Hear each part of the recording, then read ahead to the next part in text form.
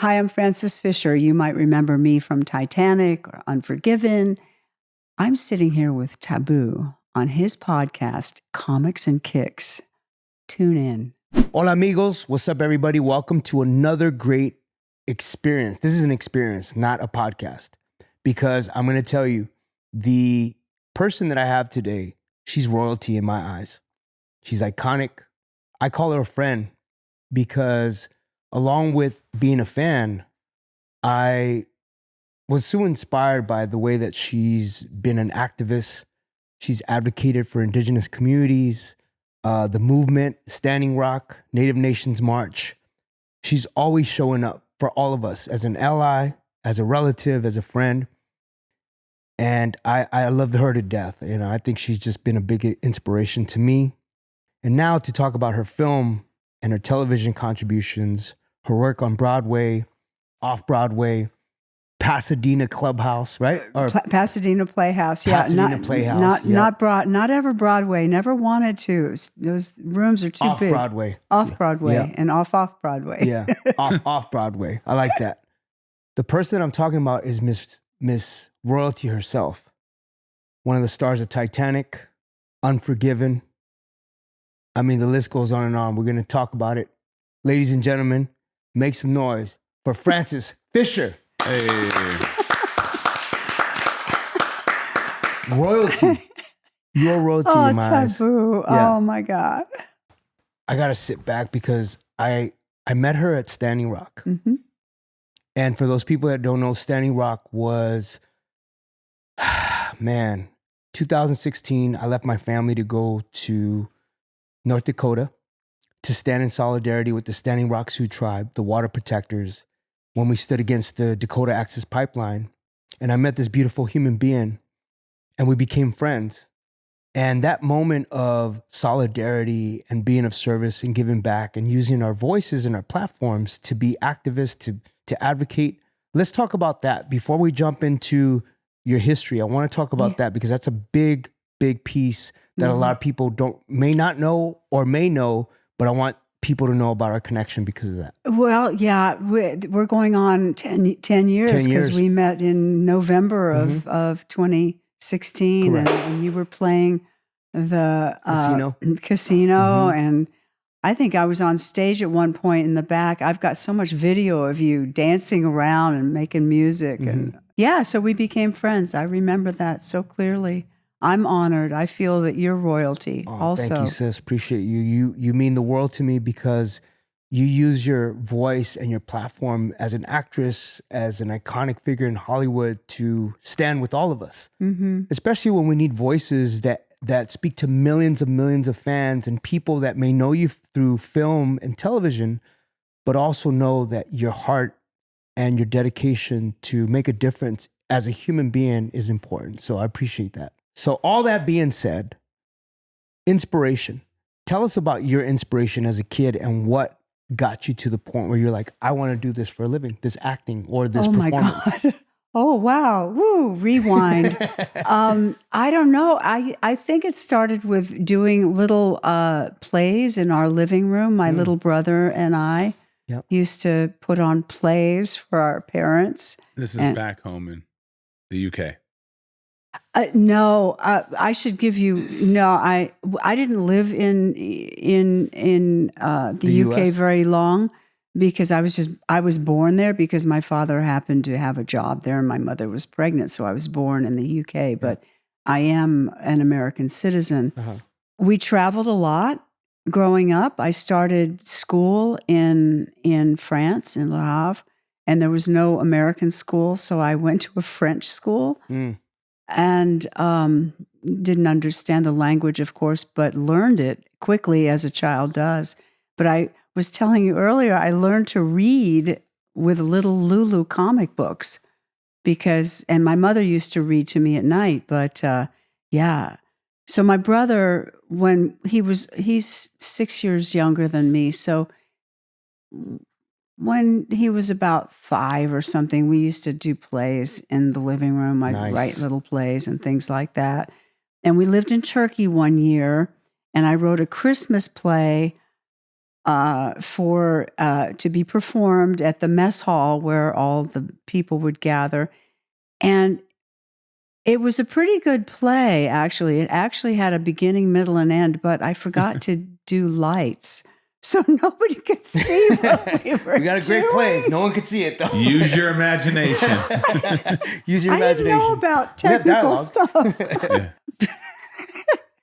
So I don't know. I did a play in high school. It was horrible. I was very rebellious. I think I was rebellious in school because I always moved around. Mm-hmm. As a child, I was always the new kid in school, depending on which country we were in, whether I learned that language or kept up with English. So it was difficult being the new kid always. We ended up moving to Texas when I was in the 8th grade. And it's interesting, though, because it was the first time I learned about bigotry. Because it was I'm old, 1965. It was the year of integration. And I would hear the white kids angry that we had to Integrate. mix. I was like, why? Because I grew up In Europe, right? Turkey, Italy, Brazil, Colombia, where else? Canada, Iowa. I've had a international Were background. you a military brat? Huh? You a military brat? No, construction. My dad worked for Foster Wheeler, and he built oil refineries and steel mills all over the world. Wow. And so it gave me an opportunity to see people as people. It doesn't matter if they speak a different language or eat different food or wear different clothing. You look in their eye and you feel them, and that's how I survived my childhood of, always being the new one. So I guess probably acting came naturally to me because what happens when you do a play or a movie, you create a family and you're there and you're intensely involved with each other and then you go away. So the joining and the letting go is something that I'm familiar with. Right. Yeah. And so that time period, Texas is that when you started doing more plays or? No, I did one play in high school and I was just too rowdy to take it seriously. Yeah. How did I go? Oh, yeah. Well, oh God, I became a Southern girl because I found a way to adapt to wherever I was. So after an international upbringing, when we ended up in Orange, Texas, I became a small town Texas girl and married Billy Mack Hamilton. And it was the year that dirt bikes were invented. Yeah. And so we had dirt bikes and used to go deer hunting. He went deer hunting. It was that kind of life. Like and outdoor living, huh? Outdoor The good old outdoor living. But, we would eat the meat and, freeze it for all year long. It wasn't wasteful. When I was 18, graduated school, and my dad said, do you want to go to college? And I thought, if I don't have to go to school, I'm not fucking going to school anymore. I hated it. So I decided to go to work. So I worked for Firestone Synthetic Rubber and Latex Company as a secretary. And there was a guy who came in, shift work, 8 o'clock in the morning, punching out. And he says, Francis, we're doing this extravaganza for the town. And we put on like a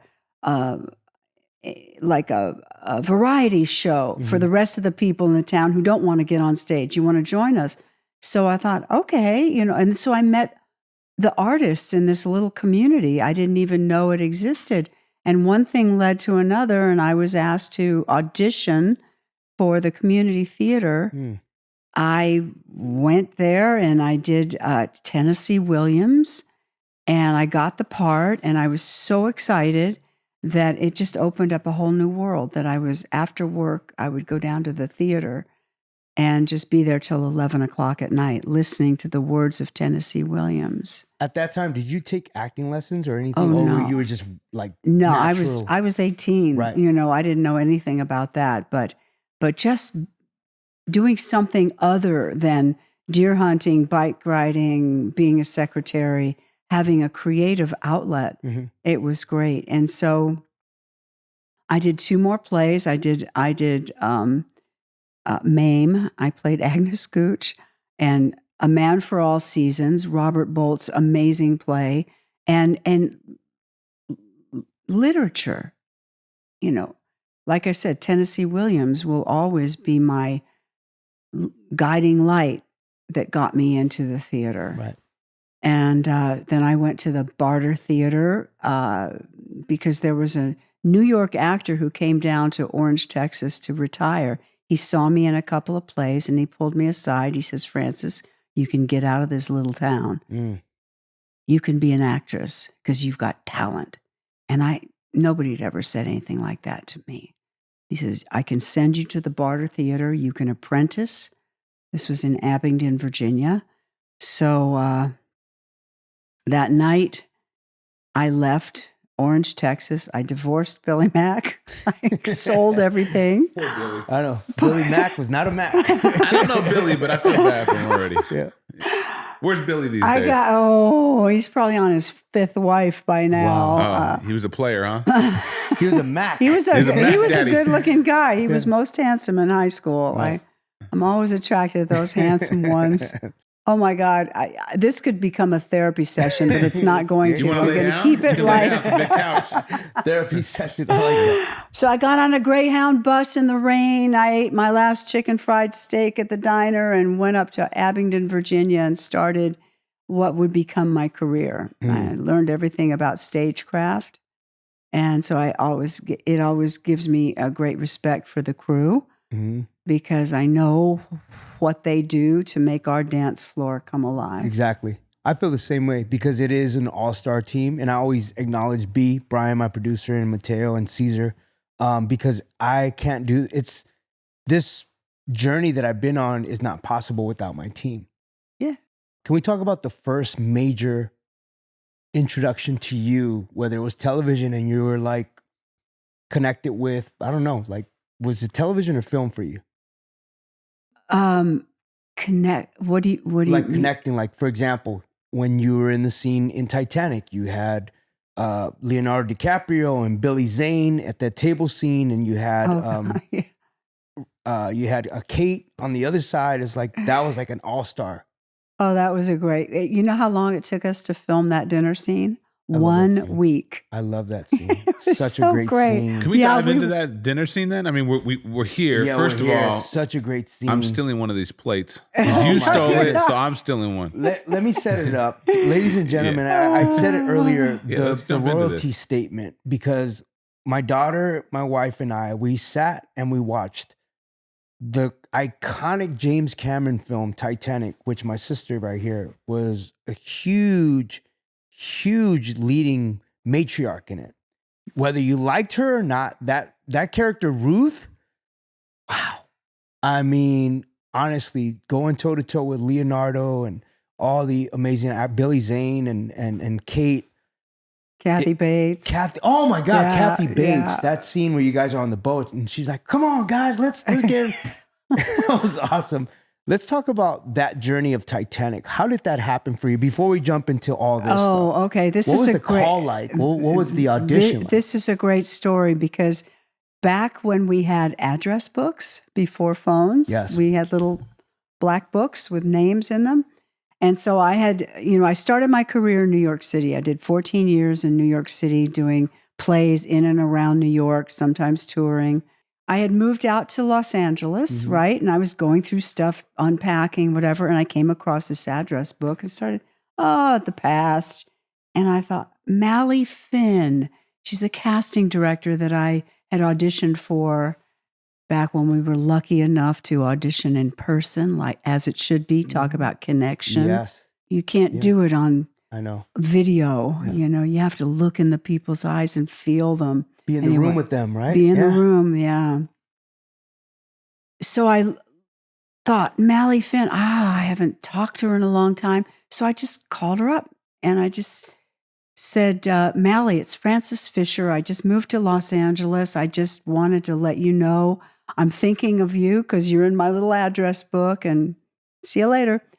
A week later, my agent gets a script delivered, Titanic. And I swear, if I hadn't made that phone call, I don't think I would have ever gotten that audition. Imagine getting that script. Titanic. Wonder what this is about. Okay, so you get the script and I read it. Oh my God. and what's your initial reaction Tears. after you read Oh it? my God. I knew I was going to audition for Ruth. Uh-huh. I still have my script with the tear stains on various pages because it was such a compelling read. And I wanted to do it because I wanted to say the line, "We're women, our choices are never easy." Mm. To me, that was the heart of Ruth's involvement in all of this going on. Is that the scene where you're talking to Rose Yeah, about like the corset, corset. scene. Mhm. So I was called in to audition for Mally Finn because Jim was with the modern day part of the movie up in Nova Scotia shooting. So I had to go on tape.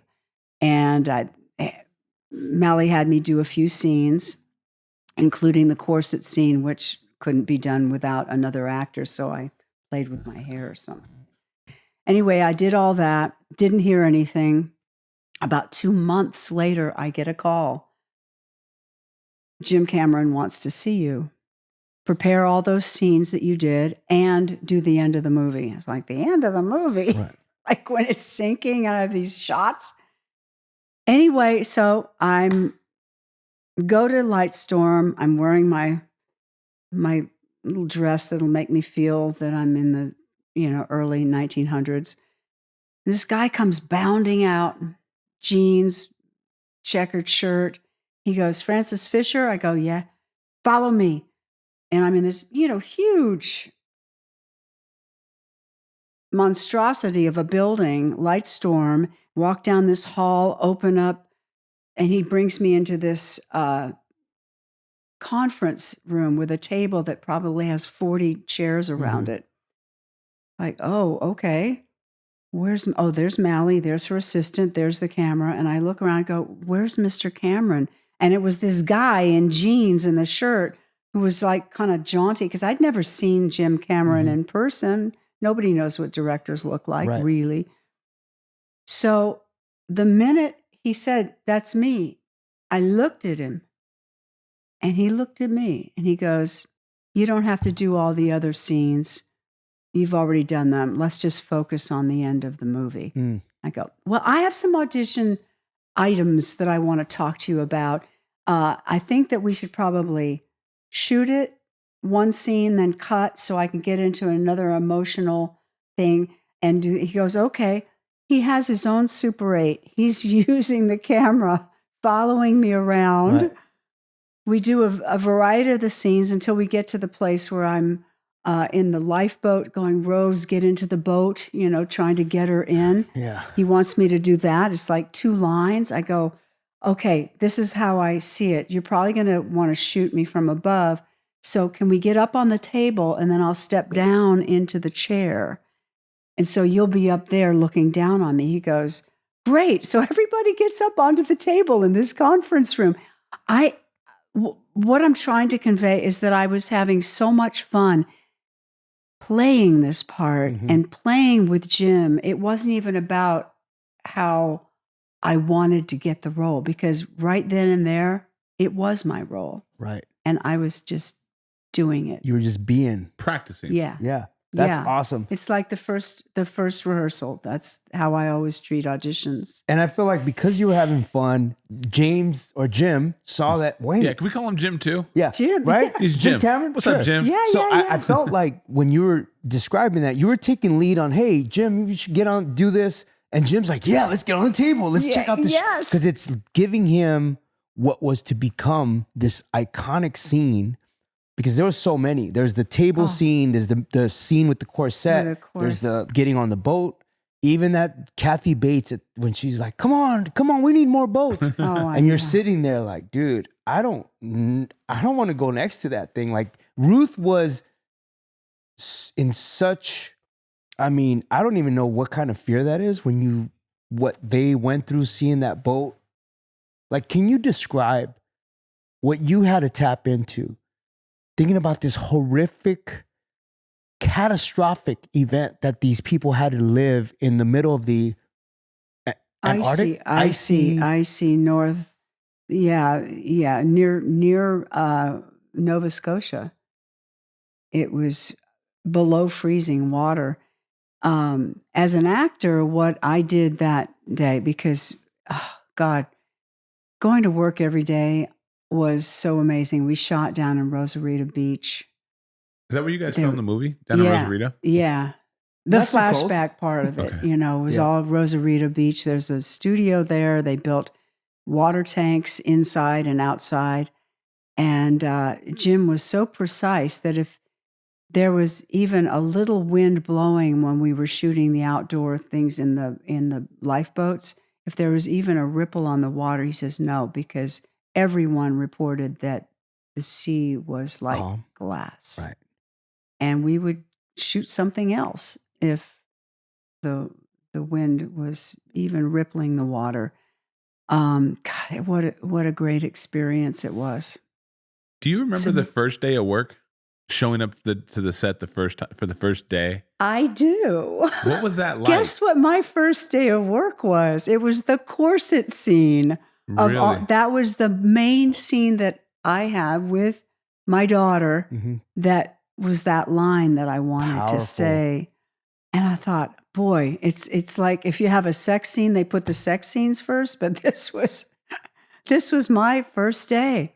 And I remember Jonathan Hyde, who played Ismay, the captain, the owner of the ship. He was like peeking around, watching. And it's like, yeah, I can't believe I did. That was my first day.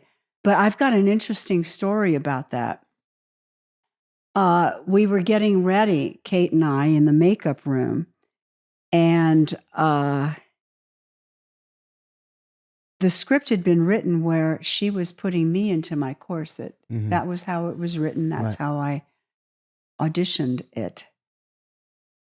And as we're getting ready, Kate and I, almost at the same time, said, you know what? Maybe I should be putting the corset on you because it's about restriction and, and she goes, I was thinking the same thing. Let's tell Jim when we get to the set.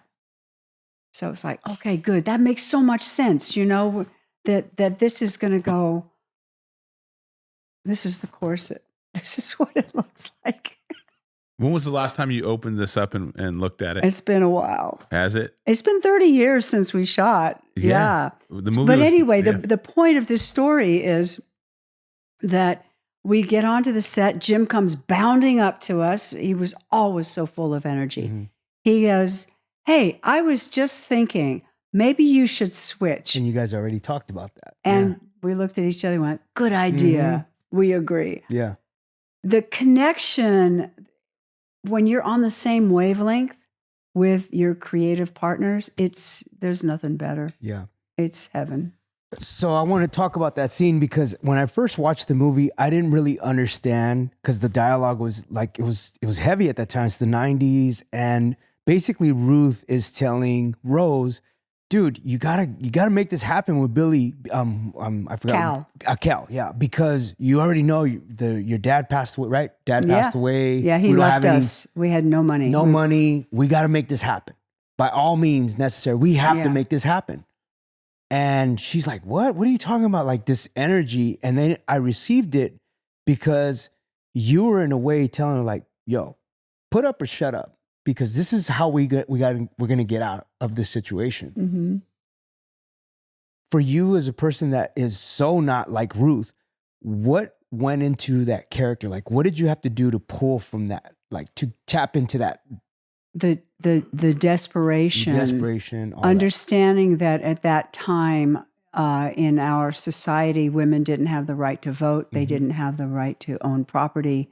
They were basically owned by their husbands. Yeah. And to be in that society, which is the upper echelon, the oligarchs, if you would, to stay there, especially since, my husband left us destitute, and I'm trying to keep up this facade. Because where do you go if you know nothing else but that? It's why the line that Jim wrote, do you want to see me working as a seamstress? Yeah, seamstress, yeah. Our fine things scattered to the wind. Right. So I tapped into thinking about what would become of my daughter, that, I have a few more years left on this planet, but my daughter is just beginning, and I want to set her up correctly because that's all we knew. Exactly. It's about money. And she, of course, is the younger generation saying, and no, it's about love. Money, love. Yeah. Look at what's going on in the world today. I mean, that's, the whole thing. But, I had also to step into Ruth's shoes to understand who she is, because she's not the bad guy. Even, in fact, I said, Jim, let me just improvise a line. Can I just say to Kate, just marry Cal. Let's get the money and have an affair with him. He goes, no, you have to be the villain in this piece.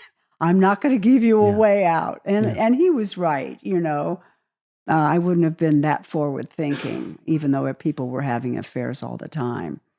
And as I was saying earlier, for about 2 years after the movie came out, 98, 99, 2000, little girls on the street would scream at me in such anger because I didn't let Kate, go with Leo. Go with Jack.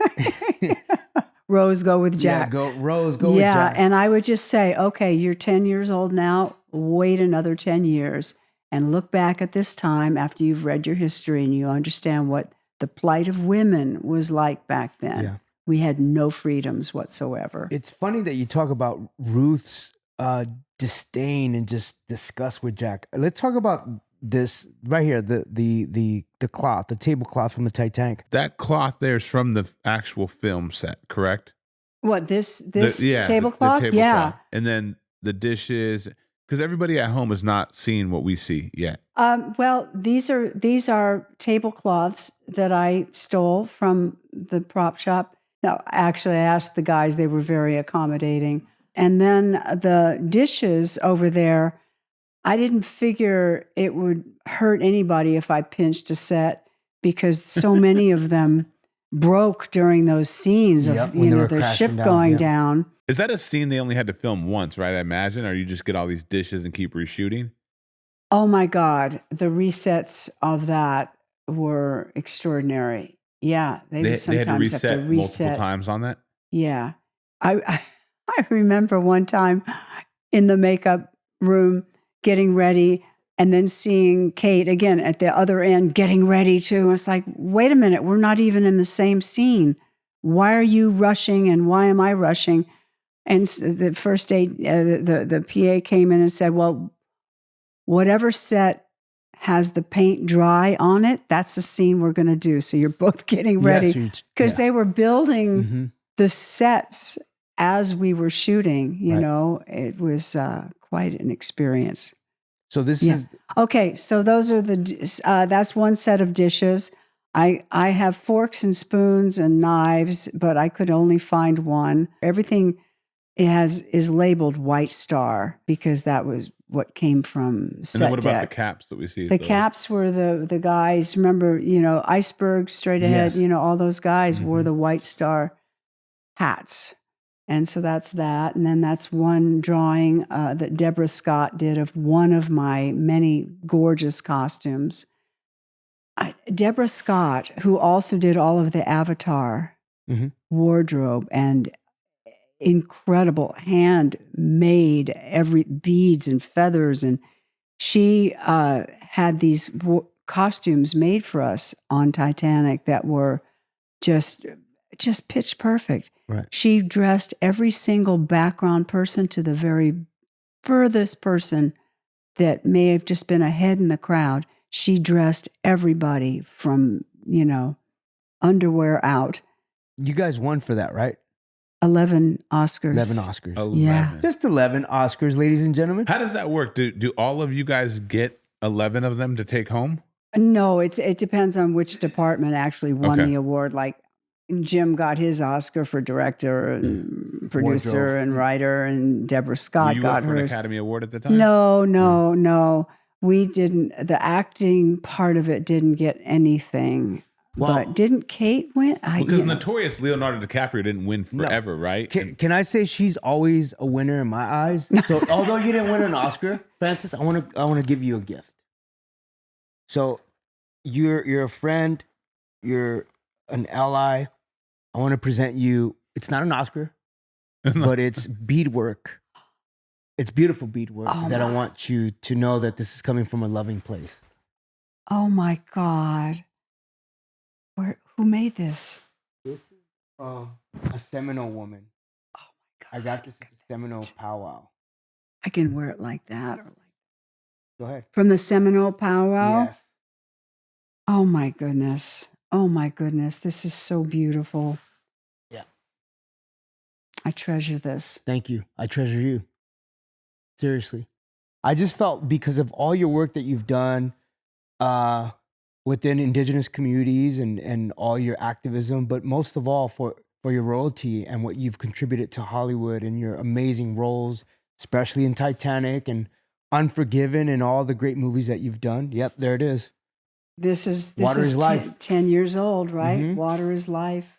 Speaking about water, I wanted to talk about the feeling that you got when you looked back at the movie and you saw it for the first time and you see that scene where you're in the boat and you see the Titanic split in half and the back of it's all pitch black because you lost power and you just see the Titanic sinking. For you as a person that lived in it, as an actress, what did you feel when you saw it back on the big screen? I felt very honored that he actually did a close-up on Ruth having that reaction. And the thing about making movies, of course, is that I wasn't seeing that when the camera was right here. I was seeing the whole camera crew. So that's where your acting and your imagination and your sensory work come in, because I had to put myself in a place of isolation and looking at something that was so horrendous I couldn't fathom it. So it's more of a shocked feel, like this can't be real, this can't, because your mind says no, this can't be happening. And I just made a couple choices. Of course. And saw where it went. And Jim took what I did. By the way, ladies and gentlemen, her film grossed $2.2 billion at the box office. Yeah. That was then too. That was 97. 97. Like, what would that be now? Like double? Yeah, It'll be who dope. Like knows? 4 billion? But Yeah. Jim keeps beating his record. Yeah, well, because Avatar then killed that, right? Yeah, it jumped over that. Yeah. I mean, Titanic is synonymous for, it was right after I graduated from high school and I saw that film. And Leo was just, trajectory was like, then he became Leonardo DiCaprio. He exploded, and so did Kate Winslet. Did you have any interactions like offset that you can remember with Leo that you're like, oh man, he's a hip hop head, or he's, you know? Oh yeah, we all had dressing rooms in the same, block, at base camp, and yeah, we had lots of interactions and questions and advice, and just chatting. David Blaine was in his dressing room one night, and he levitated in front of us. I couldn't believe that was another thing. It's like, wait a minute, That's so I did random. not That is see random. him. David Isn't Blaine, the that magician. Why is David Blaine in the trailer at levitating? That's You classic. said. Yeah. You know, Leonardo DiCaprio went to high school with my bandmate Apple Diap from the Black Eyed Peas. Oh, really? The Marshall High School. Yeah, This is they when know each other? They know each other. Oh, my God. Leo knows Apple as Alan, his real name. Uh-huh. But we used to go to this club called Ballistics in the 90s. That's where we became friends, me, Will.i.am, and Apple, Okay. which we became a crew. But Leonardo DiCaprio was at that event as a teenager, Yeah. up and coming actor. We were MCs and dancers. And then 95, we started the Black Eyed Peas, and Leonardo was part of that run. 95? 95. Been a group since the 90s. 95 is when we started. 30 years. Amazing. Well, 31. You know, I had a whole 31 conversation years. with Leo and didn't even know it was Leo. What? What? You want to hear this story? So we're in Beverly Hills. It's me, Megan Good. She's married to Devon Franklin at the time. Ricky Bell and his wife Amy. We're at this venue. I forget what the name of the venue is. It's in Beverly Hills. And I'm leaving because it's like 8:00 past my bedtime. I'm like, I gotta go. And so I'm like, oh, let me go say bye to Megan. She's talking to somebody kind of off to the side. I'm like, let me go say. And you know, Leo, when he's out, he's really incognito. Oh, with the his hat hat down. and Yeah, the for sure. sweater. Yeah. And it's not kind of dark. It's dark. The music's playing. And so I'm saying bye to her, give her a hug. And she's introducing me, but it's loud. There's music. So I can't really hear him or what he's saying. And he's telling me a story. And I learned a long time ago, smile and nod, right? If somebody's talking to you, just acknowledge the fact that I can't hear anything he's saying. He's telling me a whole story. And I'm like, cool, dap him up. And I leave and text Megan. I'm like, oh, I didn't know who your friend was, but it was nice to meet him. Who was that, by the way? She was like, you're fucking kidding, right? And I'm like, no. She was like, that was Leonardo DiCaprio. I'm like, oh, man, can I come back?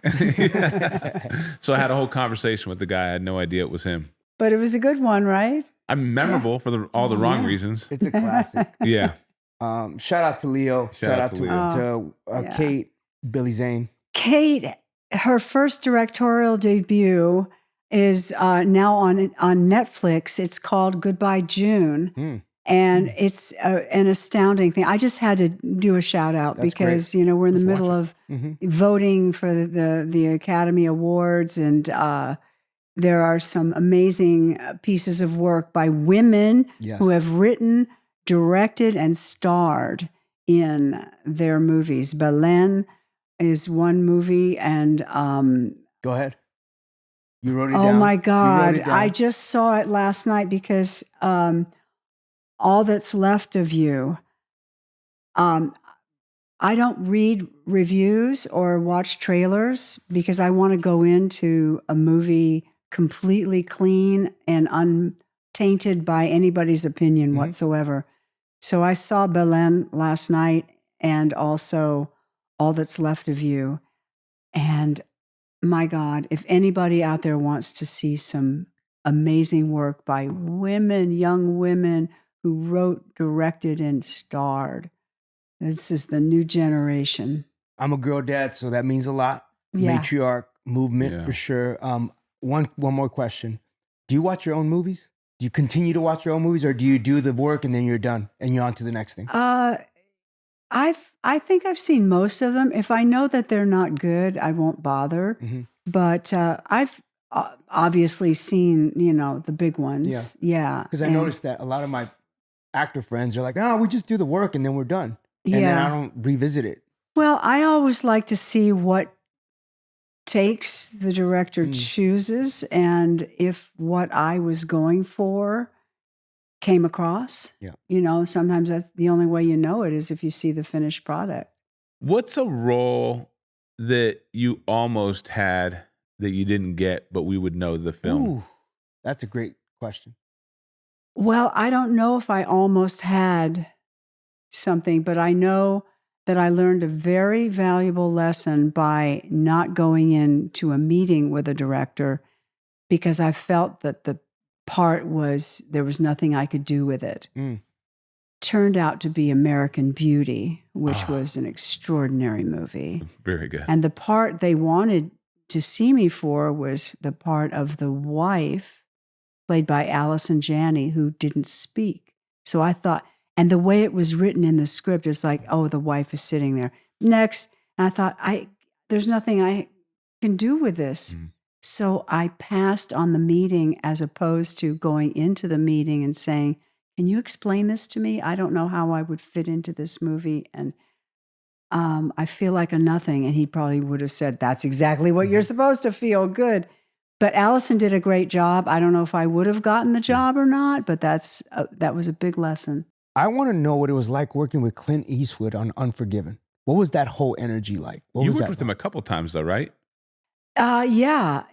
The first job I had was a movie called Pink Cadillac, which he wasn't directing. Buddy Van Horn, his stunt guy, directed it, but he was starring in it. And this is a funny story. Okay, so I come from the theater, right? I've done 14 years of playing leads in the theater all over the country, off Broadway. Never Broadway. It's too big a house. I'm not interested in wearing mics. So I get the script and it's like, oh my God, this is a perfect role for me. So I tell my agent, no, this is going to a movie star. You're going to play the little sister, which is like a role that is just tiny. But I thought, this is my first movie. I'm going to do it. So I ended up playing that role and met Clint Eastwood, and we got along. And so a few years later, he says, I've got this movie called The William Money Stories, and there are 2 roles in it, and you could have your pick. Wow. Clint Eastwood says you could have your pick. So it was like, ooh, do I want to play the firebrand who organizes the women to put out the bounty for her friends the cutting of her face? Or do I want to play the cut whore and have a scene with Clint? And that was my dilemma, because I thought if I did that, I would be on screen, like immortalized with him. But I had to play the part that fit me better. Of course. Which was somebody who stands for justice. I love that. So with that, what you said there, you got to work with Leo, Clint Eastwood, Nicolas Cage, Jim.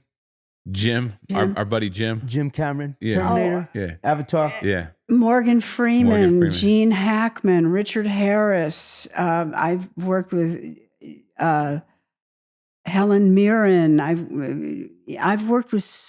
gotten to work with so many people over the years. So give us your top 5 actors that you got to work with. Oh God, I can't rank people like that. You got Come to. on. You got to. You got so many. She's like, no. And then in the theater, I did Arthur Miller's last play with him that he wrote. Yeah. And I was working with Stephen Lang and Linda Lavin and Matthew Modine and so many people. I've been so lucky. And the interesting thing about it is that if you make that connection with somebody, years can go by. Exactly. And you see them and you're right there again. Exactly. Am I going to see you in June at Standing Rock? Yes, sir. I'll be there. Where does that happen at, Tab? That'll be in North Dakota. North Dakota. Okay. Standing Rock will be there. It's the 10-year anniversary. 10-year anniversary. We're going to have panels. We're going to have keynotes, music. We're going to just be celebrating our Standing Rock 2 tribe relatives and the water protectors and everybody that stood in solidarity at that time. And the great thing that came out of all of this, one of the great things is that indigenous energy, that they've got solar panels that they're putting up in the reservations so that the tribes can be energy independent from this government. On that note, in the words of Sean Stockman, ladies and gentlemen, make some noise for my sister, Frances Fisher. Hey. That's right, y'all. It's Taboo Nawasha, and I hope you enjoyed geeking out with me and going straight into geek mode. For more information, for more videos, subscribe, like, and comment. Share it with your friends. Much love. There it is.